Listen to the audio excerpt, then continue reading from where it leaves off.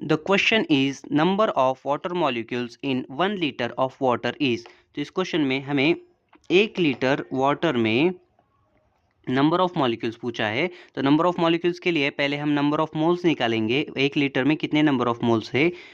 तो number of moles का जो फॉर्मूला होता है, नंबर ऑफ मोल्स, वो होता है given mass divided by molar mass. तो गिवन मास जो होता है, हमें गिवन मास लीटर वॉल्यूम में दिया है, इसका हमें मास निकालना पड़ेगा। और मोलार मास जो होता है वो वाटर मतलब H2O का मोलार मास होता है 18। इसमें हाइड्रोजन के 2 और ऑक्सीजन के 16, ये टोटल आएगा 18। तो मोलार मास जो हो वो 18 आ गया। और हमें क्वेश्चन में गिवन वॉल्यूम दिया है, उसको हमें मास में कन्वर्ट करना है। तो हमें वाटर की डेंसिटी पता है, वाटर की डेंसिटी 1 ग्राम पर ml होती है। और वॉल्यूम हमें 1 लीटर दिया है। इससे हम डेंसिटी के फॉर्मूले से निकालेंगे। डेंसिटी जो होती है मास डिवाइडेड बाय वॉल्यूम होती है।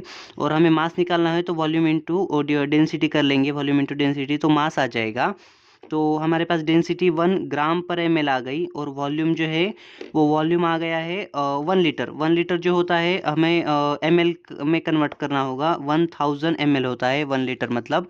तो इसलिए 1000 ml। तो ये जो हो गया हमारा मास आ जाएगा, ml से ml कट जाएगा और टोटल जो होगा 1000 ग्राम आएगा।